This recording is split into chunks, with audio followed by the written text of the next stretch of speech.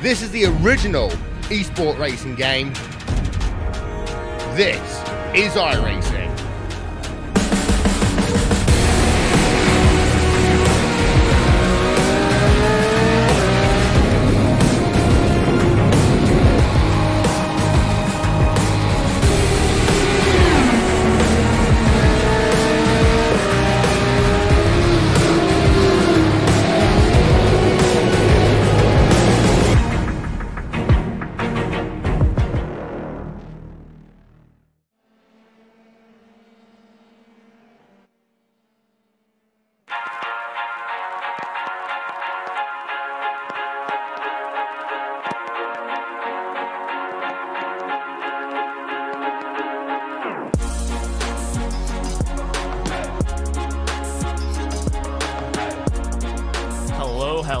Hello everyone, and welcome back to another season of RaceSpotTV Friday Prime Time here on RaceSpotTV and on the iRacing Esports Network. I'm Conor Maddock.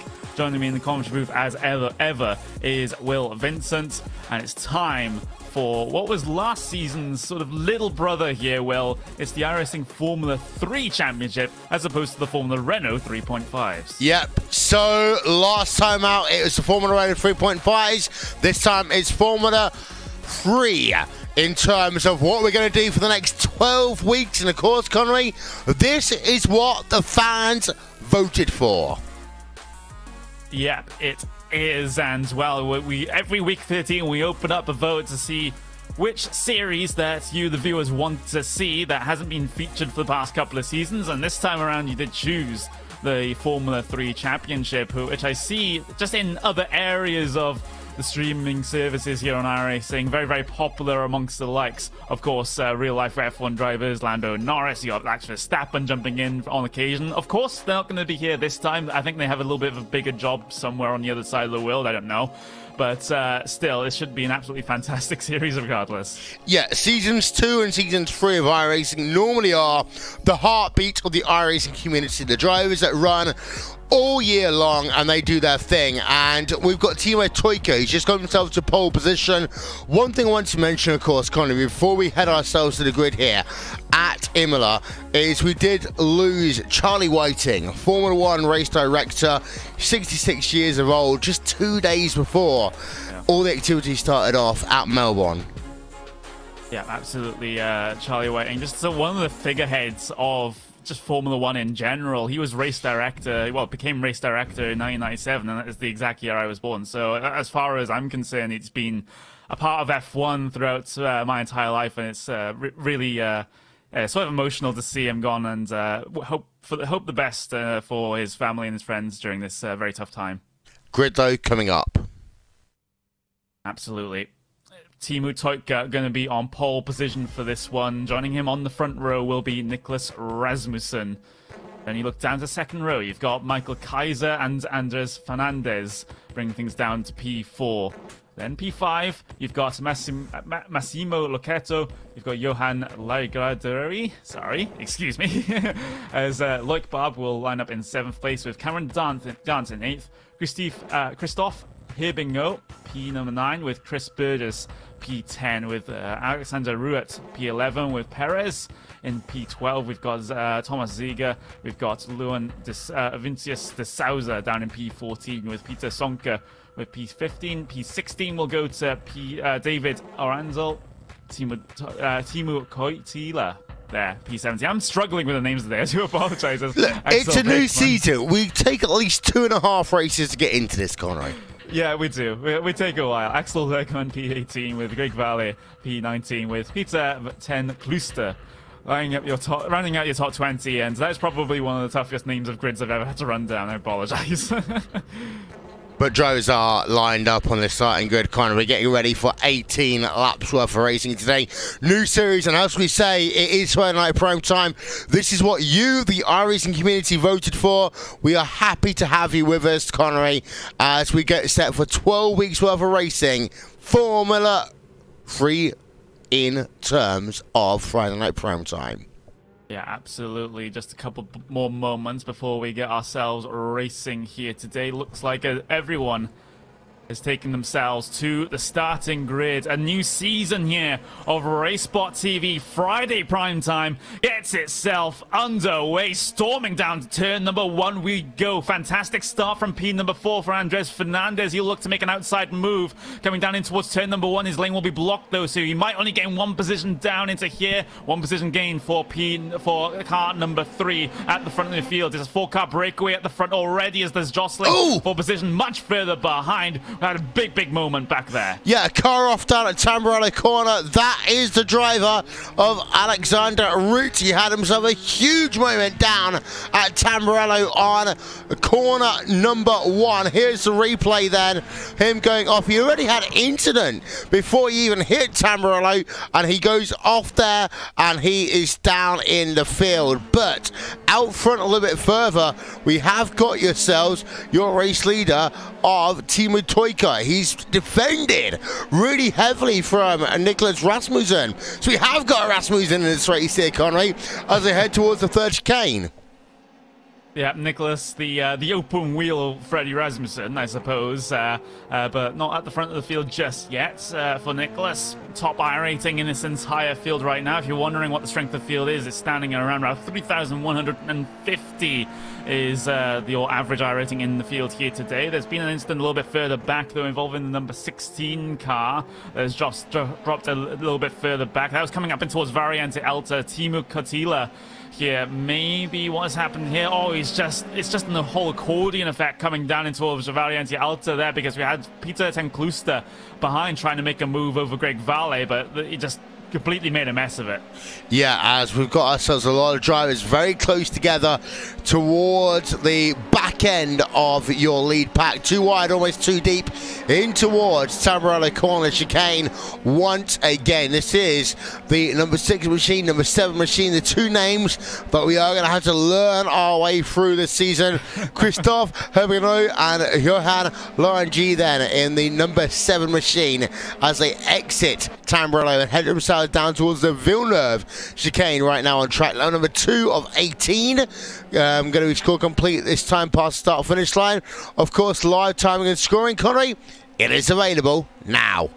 It is side by side between Larry Goderi and Bernie Perez there, as Perez goes down the inside at Piratel. Not really the best overtaking opportunity at this racetrack, but Perez has been able to make it work and solidifies his position ahead of the Frenchman for now as they head their way up towards Variante Alta. You can still see most of this mid-pack in very close contention indeed on lap number 2 of this event. But apart from that early incident, everyone has just gotten themselves calmed down and behaved. Yeah, and we're looking on board with Perez there. He made the move there in a corner that's not normally an overtaking spot. So it's a good move there by the number 18 car. He is the 3rd from last driver in terms of I rating in this field, making a good impact. So there's one thing that's worth noting, of course, Connery, and you mentioned it, the strength of field, 3,000, 3,500 here today.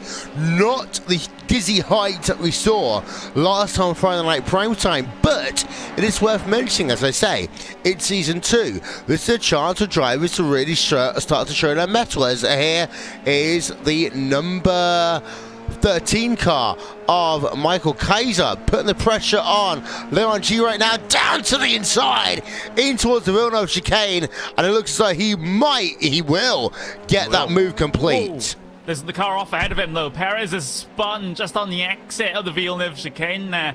The number 18 machine, so just ahead of the move you just saw happen up on your screens. The driver directly ahead of that one has run themselves into a couple of problems. Perez just clipping the inside curb there of Villeneuve just a little bit too hard, and it spins him towards the outside grass. I don't think he hit a wall, though, so he should be okay. Replays up. Yeah, he just catches one of those little sleeping policemen, and he does avoid all of the Armco barriers and the tyre barriers. So Perez loses a lot of positions. He's now down into P number 16 on track, but he does get back out onto track. But let's talk about this one then, Connery. The fact that the strength of field is not as high as what we saw in our Season 1 competition doesn't mean the racing's going to be any different. It just means there's a lot of people who's got 6 world championships that they are fighting in over the course of the next 6 months.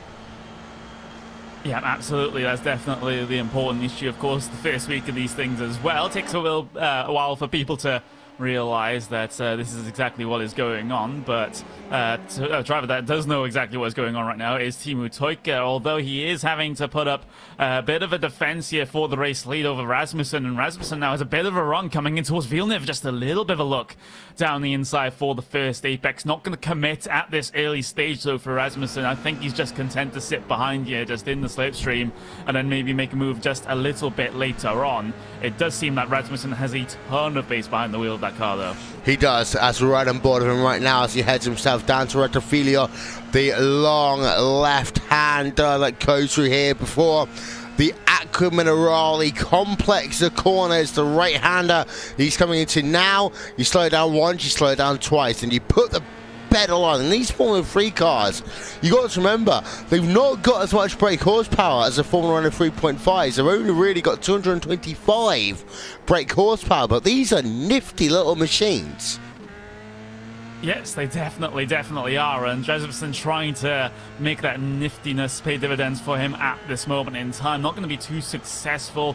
He's just going to sit behind, just as I said just a couple of moments ago, and maybe look for an opportunity a little bit later on in this race, unless a very obvious opportunity is given to him. Going to sit in the slipstream, coming down all the way down the pit straight right now, and these cars, of course, do punch a bit of a hole in the air, so this might just be effective here for Rasmussen, but not going to be close enough this time down into turn 1, not by any means. Just having a little bit of a look at the battles further back in your pack though. Rasmussen running over turn number 1 just a little bit too much there, committed on the brakes, but as I said, I'm just going to have a little bit of a look back to positions further down. We do have a battle for P8 and P9. Yep, that was Thomas Zeiger just making his way through at turn number 1 over Larry Goderi. As now the driver number 7 just has to fall behind, and well, he's still up in terms of positions gained here on his actually he's not up in positions gained on his qualifying. He's actually dropped back a little bit, so not the greatest of starts here for the number 7, but he still has plenty of time to work his way back into this race. Yeah, he does, and just ahead of him you got the battle going on for P number 7 on track. This is Michael Kaiser and Massimile Lascetto in the battle for P number 6 on track, who are riding on board right now with the number 10 machine. And we've got to remember as well, Conor, in terms of the very weird and confusing makeup of the lower Formula cars over the last 3 years, we had ourselves GP2 over the course of the last couple of years, and GP3 it's no longer GP2 GT3, it's now Formula 2 Formula 3 once again. And I will say, I struggle to get my head around the FIA changing and all these series over times. I think the previous set of changes was just to simplify it, so it seems a little bit less confusing. Of course, it's a straight run from Formula 1, Formula 2, Formula 3, Formula 4 with the regional championships as well. So yeah, I think they've got it right this time around, I think. Yeah, of course, at one point we had Formula 3000 in place of Formula 2, but we have actually got an issue because Teemu Toika has gone back to the race lead, and Rasmussen's around. Yeah, I think they had an incident down at Tamburelli corner. I saw them both going slowly, and I think Nicholas Rasmussen and Teemu Toika have had an incident. This is down towards the Tamburelli chicane here, Connery. We're putting the replay up now. Let's have a look from our overhead camera, brought to you by And1 Design, official graphics partner of RaceSpotTV. And do they make contact? Oh yes, they do. And it is Nicholas Rasmussen who gets turned around and he gets hit down on the second part of Tamburelli corner. Yeah, that was Fernandez there, just trying to make his way through, and well, Rasmussen just rolling backwards on the track, came back on, so decided to run back off the track backwards, and that was just an unpredictable target for Fernandez to try to avoid. And you see Fernandez just hit the brakes as soon as he saw the car on the racing surface, tried to go one way, and then of course Rasmussen changed direction trying to get off the racing circuit. And that's just one of those things, well, you just have to be predictable when you've got yourself spun around in the middle of the track and not make any quick changes of direction. And this is one of the reasons why, in terms of World Motorsports Council, you have to run a certain number Formula Series at the lower levels, Formula 2, Formula 3, anything else, in order to get yourself a super license, Connery. And part of that is understanding when you are going to make an incident to make sure you reduce the impact of that as much as possible, as Nicholas Rasmussen is on towards pit road from the race lead. Yeah, you could, yeah, that instant, just a couple of replays passing ourselves by, but yeah, up into the pit lane comes Nicholas Rasmussen, not able to continue on with the vast amount of damage that has been sustained to the front end of his car. Has to find his pit box, get that fast, well, not that fast repair in this particular series. That's going to be a full repair coming his way. He can get that front wing changed, but that's about it in terms of the damage you can get repaired here to these Formula 3 cars. So that is going to be a bit of a struggle right now for Rasmussen to get himself any progress further in this race. He's going to be best part of half a lap down once he heads to between those green cones. So he's basically relying on other drivers to drop out of this race if he's going to have any chance at gaining back some I rating, gaining back some championship points as well. Indeed so, but a little bit further ahead, we've got Luke Barber and the number 2 machine battling out with Christophe Herbinot in the number 6 car as they head themselves down towards Ravats in number 1. I mean, we talk about this being a feeder series, Conway. We look also at Kimi Räikkönen. He's a driver that did 23 races before he entered Formula 1, and that was the kind of like high watermark of anything that was acceptable. But in most cases, these drivers do have to come through F2 and F3, and right now these sim racing drivers, they are showing some exceptional stuff. In fact, Herbinot looks very close to maybe going down the inside, and he decides not to do so in towards Tamburello corner, but a big lock up there for Luke Barb. Yeah, very, very big indeed, and well, he's just going to continue on his way just for the moment. Doesn't seem to be too phased about the potential early challenge from Herbinot down into turn number 1, as Herbinot gets a little bit of a loose moment coming through Villeneuve, but he'll be okay as well. And out of Tosa, that's one of the corners where you really have to get a good run if you're going to make a move. Not through turn number 8, although we have seen that happen previously in this race, but you can make one perhaps down in towards Acqua Minerale as like Barb, like right at the front of that battle, just getting a huge bunch of oversteer coming through Piratella, able to hold on to it though. But the thing is, I think Herbinot has the upper hand here, and he gets the run out of Acqua Minerale as well, side by side down to Variante Alta. Absolute overspeed going the way of Herbinot, pulls back in line, easy position gains. Yeah, it was. We're looking at something else. We're going to show you the replay. This is the run towards Acqua Minerale and out of Acqua Minerale, and we're looking at P number 2 and P number 3. Luke Barb in the number 2 car just gets himself a bit loose there on the exit of Acqua Minerale. That allows him to go alongside him in towards that third chicane, and he just pulls ahead. As she says, Conway, it's worth noting as well, we have got battles going on between the drivers of Johan Langui and also Luan Vincenzo de Sousa as they head themselves towards the third chicane and now down towards Ravazza.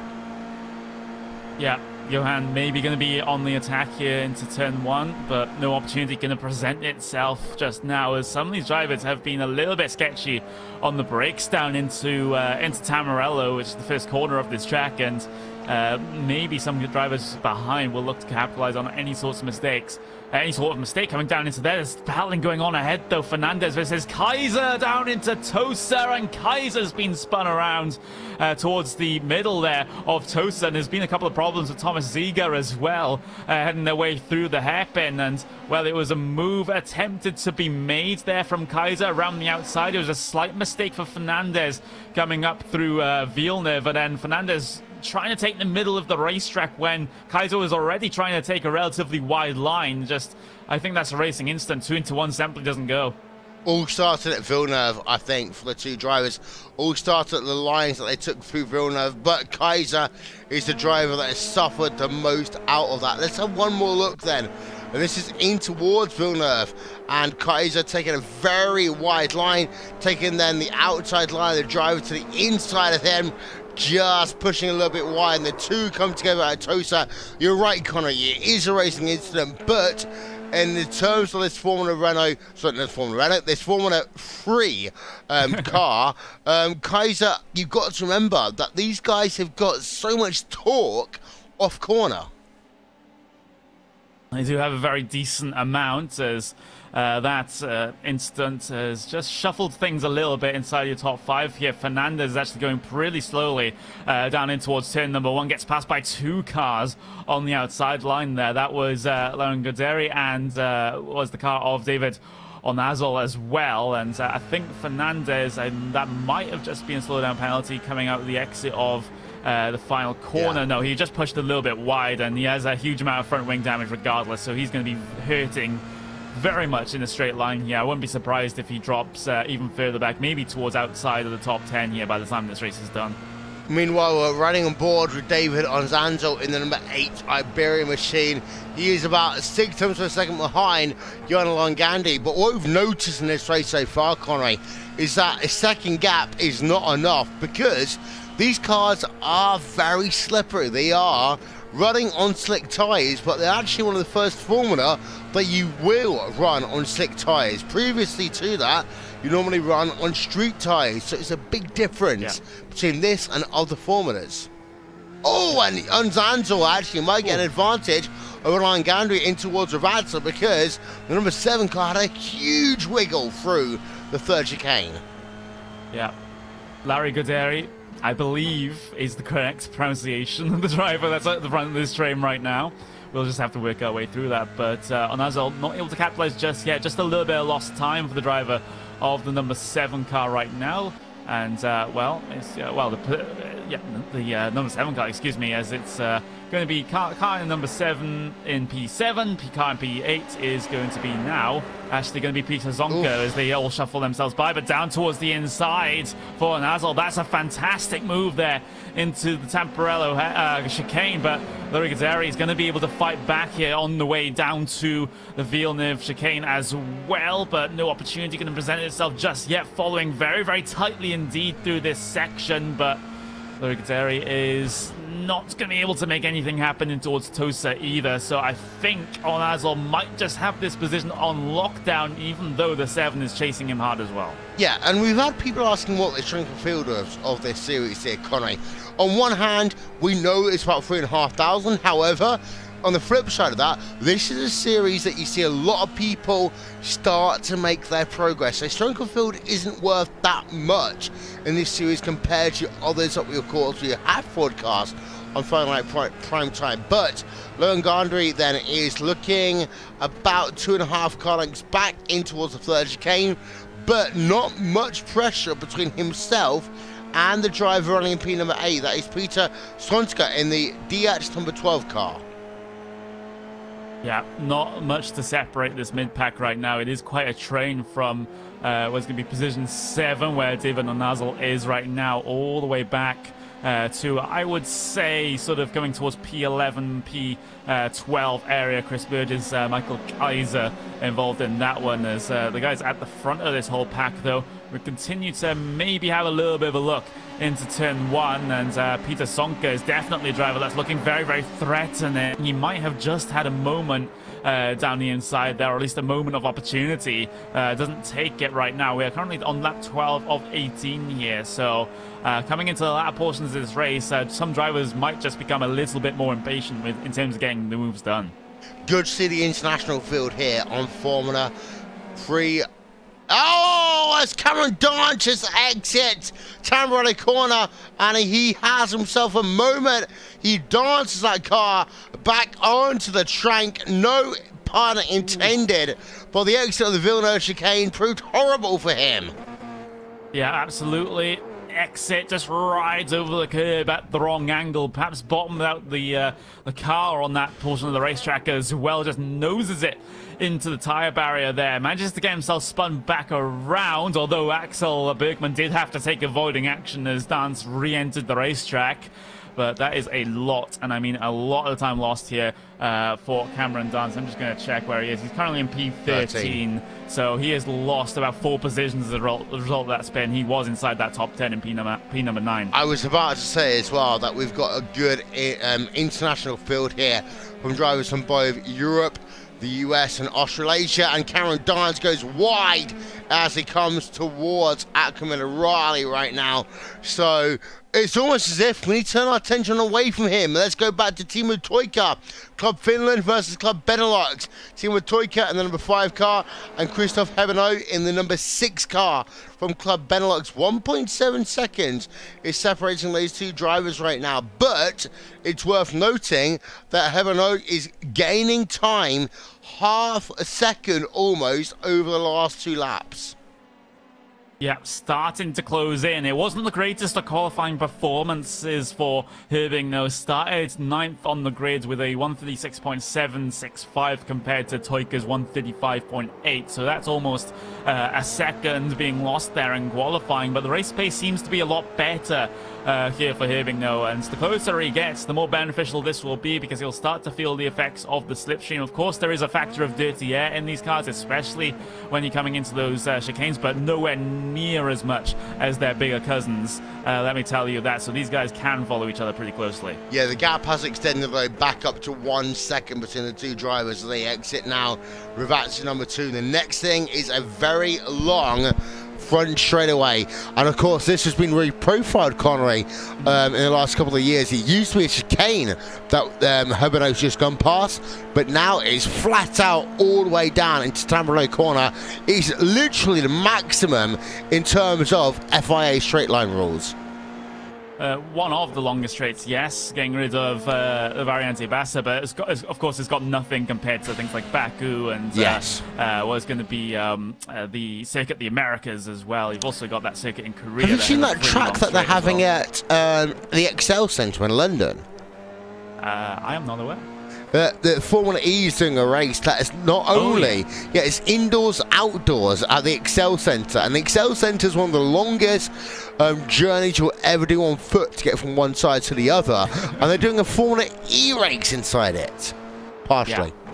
Yeah, it's just indoors, outdoors. That is incredible, and it's probably one of the things that pretty much only Formula E's can do, unless you're American and talk about the Chili Bowl with the indoor races. Got to love the Chili Bowl. Yeah, but with the electric cars, there's no worries about having a huge amount of ventilation, because they're just electric cars and there's no fumes really coming off of them. So that'd be absolutely fantastic to see, and maybe I might plan on going there. Maybe just maybe. But Herbing, though, the only place that he's planning to go is up into P1 right now, as he tries to continue to work on reducing that gap, and I think he's being rather successful right now. Gap is down to 0.7 of a second as they head their way through the final couple of corners. Toika might just be under threat here, Will. He might be, as last time by. Let's get the lap gaps up as they come past the start-finish line. And Teemu Toika does a 1:36.802. A quarter of a second is the advantage by Christophe Hebeno in the number 6 Benelux car as they head themselves through the first chicane, the Tamburello chicane. Once again, we go on board with Hebeno in that number 6 car in towards Villeneuve chicane. Once again, to quote Murray Walker, catching is one thing, passing is another. But what we do see is that Hebeno is putting the pressure on Teemu Toika with 3.5, well, 3 3/4 laps to go. Herbing is absolutely nailing the exit of the corners right now. That's where he's gaining all of his time. Toika not feeling entirely comfortable with the car again. You can see Toika pushing wide through Peratella, and now Herbing is in very much within striking distance. On the brakes again, Herbing closes up down through the bottom of the racetrack, climbing back up the hill now towards Variante Alta, one of the highest portions of this racetrack given its name. Get yourself stopped for these chicane as well, with those very, very high curbs on the inside there. You can take, you can deceivingly sort of take a lot of them without causing too many issues with the car, but you do have to be a little bit careful. And now Herbing down into the first Ravazza now, and he has his prey in his sights. He can just sit in the slipstream all the way down the front straight here. Toika not feeling comfortable with how that rear end is coping with things on the exit of the corner. He's losing time. And it's one of the things we saw in the Formula Renault 3.5 Championship is that drivers who push too hard lose out later on. There's one compound of tyres, of course, here in the Formula 3 Championship and in towards the first section. Tamburello corner, they come for the third to last time. But what Heaven out in the number 6 car, what I did see was the advantage coming in that middle sector through Ackerman and Raleigh. But the key issue is going to be when can Herbinay make that pass, and also we haven't got as many of those driver aids that you saw last season, Connery.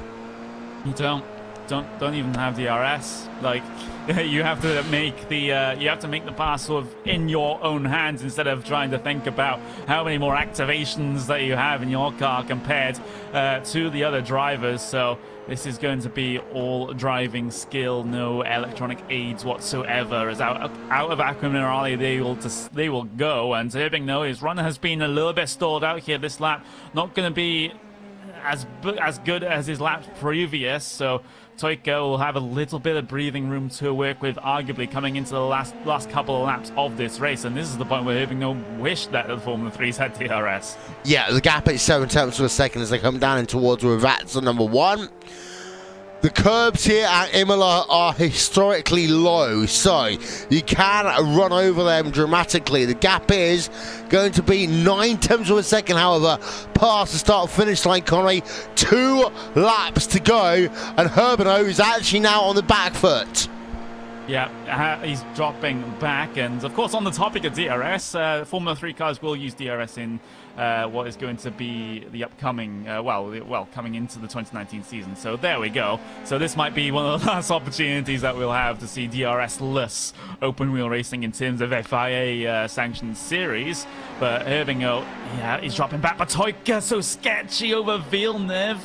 And with only, just under 2 laps to go here in this one, that is not the problems that Toika would have wanted at all. It brings Herbinay back into things, but Herbinay is just having to rely on more mistakes like that one from Toika. Yeah, and Toika was actually 4 tenths per second faster than Herbinay the last time around the racetrack. So even though the gap has come down again, it looks as though as soon as the Herbinay gets into that dirty air, he's not got anything he can do as they work themselves then towards Ackerman and Raleigh and down towards that third chicane one more time. Bassa, they come down through right now. You can see the 2 drivers coming through that one. And actually, look at the gap. It's 4 seconds back to anyone else. And then I'm not even going to put the camera on them for any longer because it's 13 seconds between P number 3 and P number 4 here, Connery, as they're about to come down to the white flag lap. Who's it going to be? Herbinay or Toika? As long as Toika doesn't make any mistakes from this point forward, I think he has this race win on lockdown. But that car has been so sketchy through Villeneuve and so sketchy on the exit of Tosa that if Toika makes mistakes coming through those sections of racetrack, then his race win may not be as guaranteed as it looks right now. Down in towards turn number 1 for the Finnish driver. Looks okay coming through Tamburello. And keeping that car relatively planted coming on the exit here. But this is one of the big sticking points that he's had over the past couple of laps in towards Villeneuve. First apex will be fine. Second apex is the one he absolutely needs to nail. And he does it absolutely perfectly as well into Tosa. And I think if he doesn't make a mistake here, I think that's going to be pretty much done. Out of the corner he will go, and there we go. It's Toika. He's actually extending the gap right now. Gap is up to 1.8 seconds. So Herbinay has dropped way off the back of this one inside of the final lap. So Toika very, very comfortable at the front of this field, and Herbinay was still trying to push. He pushed all the way wide coming through Piratella, but I don't think that this is going to happen for Herbinay unless something catastrophic happens to Toika. So he's coming up towards the last sector now. Teemu Toika, just a couple more corners to go, and he will take the inaugural race win here in the Formula 3 Championship here on iRacing. No mistakes at all through Variante Alta either. So then it's pretty much a straight shoot run all the way down through turn 13, turn 14, turn 15, and of course technically 16 and 17, even though they're not really corners, with the removal of the chicane at the end of the lap. But through the final corner, Teemu Toikka will go, nail that throttle 100% all the way to the line. Teemu Toikka will win here in the Formula 3 Championship here on RaceSpotTV Friday prime time on the iRacing Esports Network. Herbino will come across the line after a late race challenge in second place, just 2 seconds back. We're running out of steam right at the end there. The thing is, you look further back to positions just outside your top 5. It's a bit of a train here. David Almanzol leading them out of the final corner. Perez in what is going to be P number 7 there. Lauren Girderi P8, and Peter Sonka will come across the line in P9. So no changes of position in that. It's a bit of a train there in the mid-pack, but that was a decent race we've just had. It was a disappointing last lap to the race, I'd argue, but for the most part, the drivers brought themselves home. We had ourselves 15 of the 20 drivers complete this race, so that is about a 75% efficiency rate. That is good here, Connery. But in terms of the winner, of course, Teemu Toikka, he got 1.9 seconds at the end, but I think that the number 6 car just gave up on the last lap. Yeah, the lap time deficit was just over a second on that last lap. So once Herbino didn't get the best of runs through the first sector, that was pretty much the race win gone for him. But we can't sort of pile on him too much right now, because he started in P9 and he got himself up into P2 with a very real chance at the race win as well. So still an absolutely fantastic run for Herbino. Just needs to sort out a couple of issues in qualifying, and he'll be very much a front runner coming into the later rounds. But here is your here are your official race results for round 1.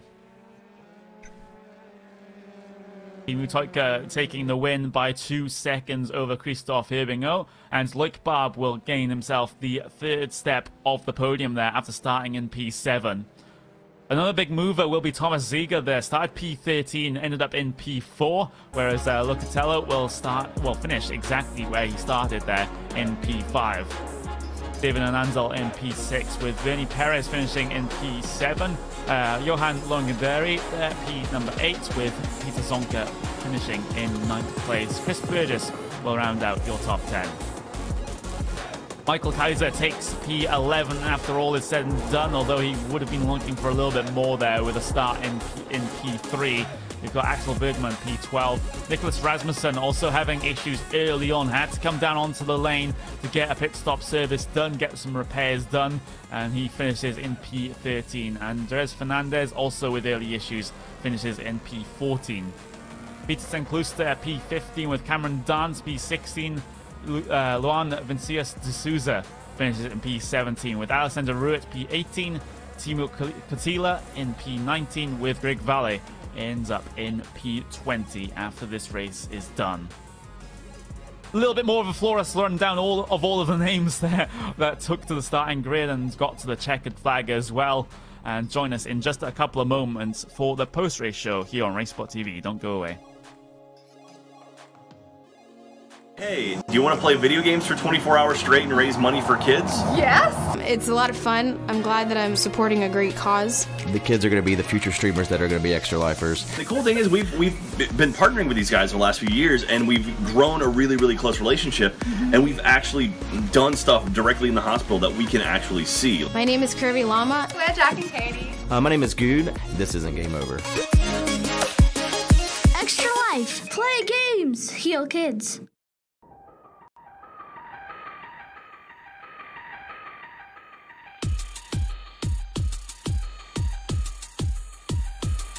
When we all come together and just bring in the charity love, there's no going back. It's the best thing in the world.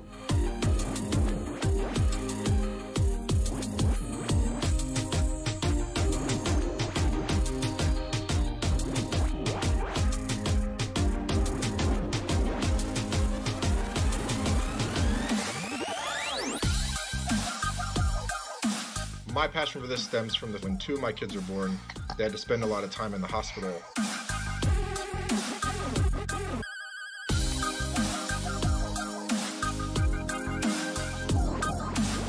As many of you know, Extra Life began in 2008 in memory of Victoria Inman. At that time, it was a local fundraiser for Texas Children's Hospital, where Tori fought her cancer. At Victoria's house. Bye! My name is Joellen Inman, and I'm Tori's mom. And this game is not over. Some families, the game is just beginning. We've got a long ways to go. That road is a long road.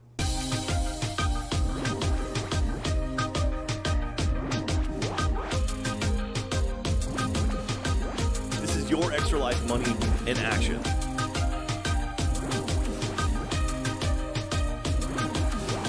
CHOC is actually building an entire wing dedicated to children's mental health.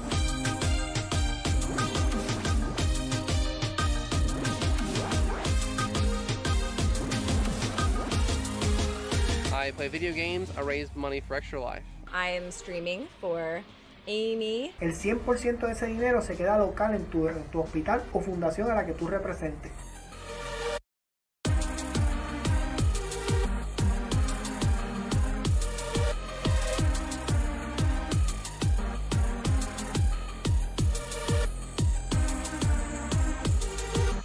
Extra Life Super Mega Ultra Charity Live Stream Extravaganza of Awesomeness.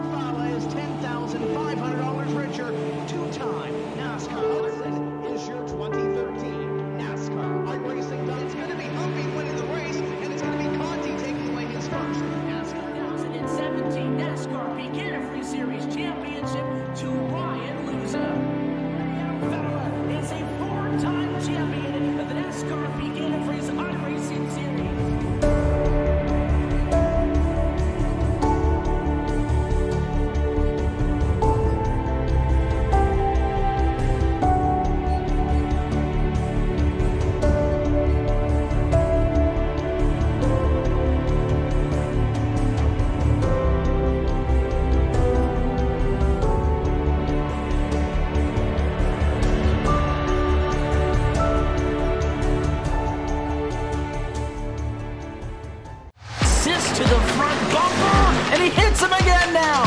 Ray Alfala into the outside wall. He's gonna pass nearly 3 cars down that front straightaway, and he's gonna get them all done with. What amazing! To the inside goes Logan Cloudman is gonna touch in. Pit press sideways. What a save! Look to the outside as Trunkgate goes off. De Jong into second place. I'm going for the switchback. Oh, pinpoint driving. It's howling. Should take victory with all that contact. He's going to try and make the move around the outside the parabolica. That's not going to work, but he's going to try and get the cutback here. Get the run out the parabolica. That's beautifully done there. Michael Schumacher, there's a little bit of door banging as well.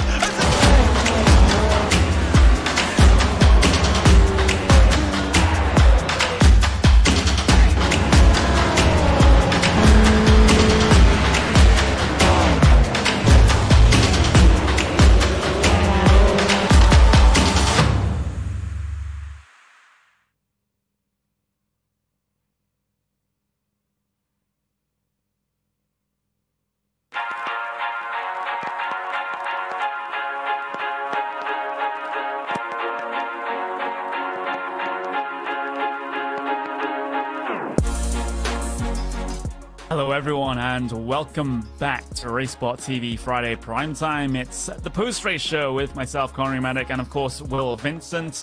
Fairly interesting that we've had here today. Teemu Toika coming out on top, but most of the challengers that could challenge him in the early stages just dropped by the wayside a little bit. And Teemu, fantastic race win for you here today, 2 seconds over your closest competitor, but the pressure was piled on late on in that race. So just talk me through how you dealt with that.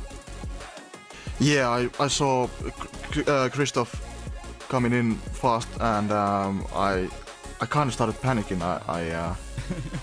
I wasn't too sure what to do, because even if I tried to push I would usually go off track and lose time. So I would just, in the last laps, I would just wait a bit or take it easy and just see if I can battle it out on straight line speed. Yeah, and well, you did come away with it at the end. Herving was not able to challenge you on that last lap, and coming into sort of the later rounds of this season, now that we do have this broadcast here on RaceSpotTV for Friday primetime, do you think that's going to attract sort of more racers to come and race in the Formula 3 Championship, so that you might have quite a lot of company at the top of the field? Do you think that's going to happen, or is it going to be mostly you? I hope I get a bit more challenging. I had a good race, good battle with Niklas and Christoph, and I think they're gonna give me a hard time in the season coming. Yeah, absolutely. And well, is there anyone you want to thank before we get on to Niklas? I want to thank my teammates. I want to thank my spotter Fraser and the setup maker gregsetupshop.co.uk and the setup maker Jack Sedgwick, and yeah, thank you everyone. There we go. Fantastic result for you, and of course the drivers and the team members that work around you. And well, you're standing by with Niklas Rasmussen, who had a very, very early challenge to Teemu Toikka's lead. Unfortunately, wasn't able to make it work though.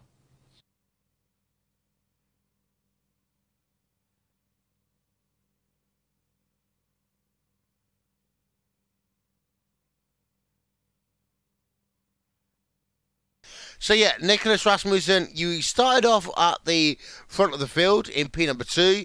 You embowled in the battle early on, but you ended up down in P number 13. What happened to you? First of all, can you guys hear me? Just reset yes, we my can. mic. Good. Well, simple netcode, basically. Nothing you can do there. I was having a good race with Timo. Really enjoyable. He ran a little bit less downforce than me. So I was faster in the corners, and I think it was coming up to lap 7. He made a mistake coming onto the straightaway, and I knew I had to strike while the iron was hot, so to say. So went for the lunge, and well, netcode ended it, unfortunately. So yeah, it is what it is.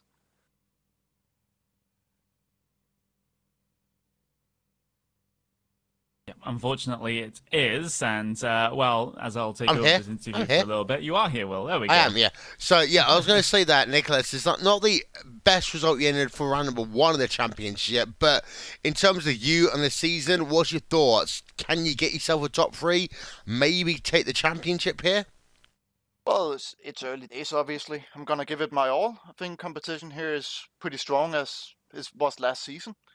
So yeah, again, if I can stay out of trouble, I should be able to hopefully get a decent position. And well, top 3 doesn't sound too bad, so that sounds like a good aim.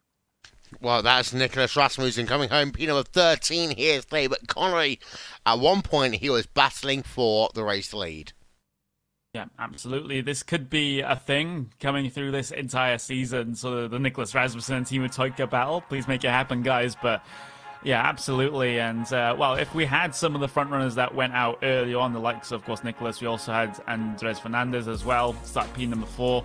Didn't really get anywhere in the race. He finished P14. Same with Michael Kaiser as well, finished P11 after starting 3rd. If those guys were able to have clean races, maybe we would have had a multiple car battle for the race win at the end there. Yeah, indeed. So this could well have been a fantastic race, but week number 1 of the championship, Connery, always means you're going to be ending up working out where you are in relation to the championship.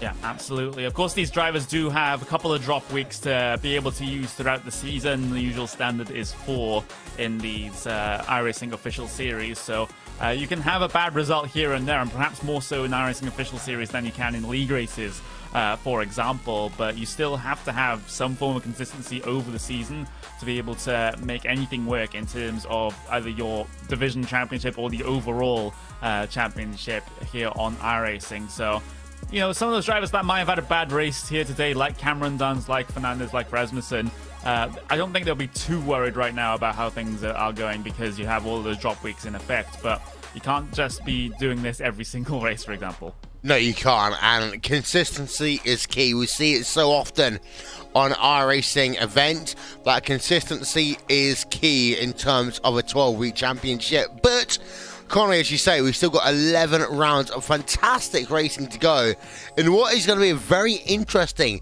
Formula 3 championship. Yep, should be interesting indeed, especially if we were on one of those F1 off weeks and all of a sudden we get a Lando Norris or a Max Verstappen in.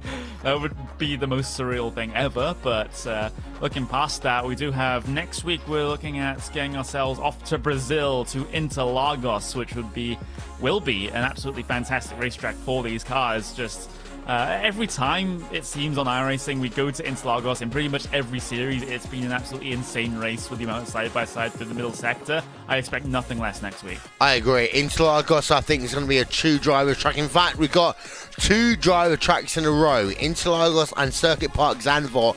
They are going to be pure driver tracks, but then afterwards, round number 4 and round number 5, maybe Draft Fest at Monza and Circuit of the Americas, Connery. Yeah, absolutely. Well, we actually mentioned it in the broadcast with the long straights, and you can't get many longer straights than the ones at Monza and the one at Circuit of the Americas, so very much drafting circuits between those two. But then afterwards, coming into the middle part of the season, you have Suzuka, which is probably one of my favorite tracks of all time. You also have Donington there as well, very suited to sort of club race style sort of battles there, of course. You know, in Britain at least, you have the Formula 4s that take themselves a trip to Donington every quite often, and you know, slightly upgraded these cars, so should be able to put on a very good show at Donington nonetheless. And then finishing off the season, you have Spa, Road Atlanta, Silverstone, Watkins Glen, and then you have Laguna Seca as your season finale. Yeah, and put a circle around number 10 for Silverstone, because it's not the standard Silverstone layout here, Connery. It is the historical layout, and that means you are flat-footed for about 80% of the lap. Yeah, talking of drafting tracks, and maybe add that one to the list. But yeah, the historical Grand Prix circuit, and it's basically, if we're talking about the circuit in its current day configuration, it's the historical Grand Prix layout. But yeah, that should be an absolutely fantastic race nonetheless. I've never actually commentated a race at the historical Grand Prix circuit. It's the one where you do 80% flat out around the racing circuit. So that one should be very interesting indeed. So a good selection of tracks here for this season of the Formula 3 Championship. It should play host to some absolutely brilliant racing across those weeks as well. Yeah, indeed. So before we go, of course, thanks as ever to Imola, TrackCams22.com, Andres Warner and One Design, Samuel Grossman at Engineering.com, and Nick Thiston, RaceSpotTV, live timing and scoring.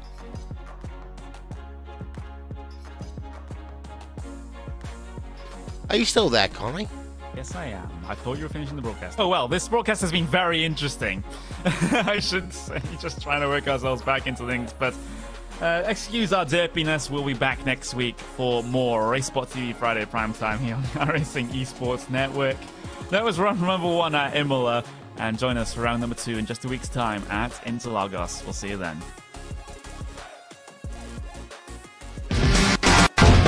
Do you want to play video games for 24 hours straight and raise money for kids?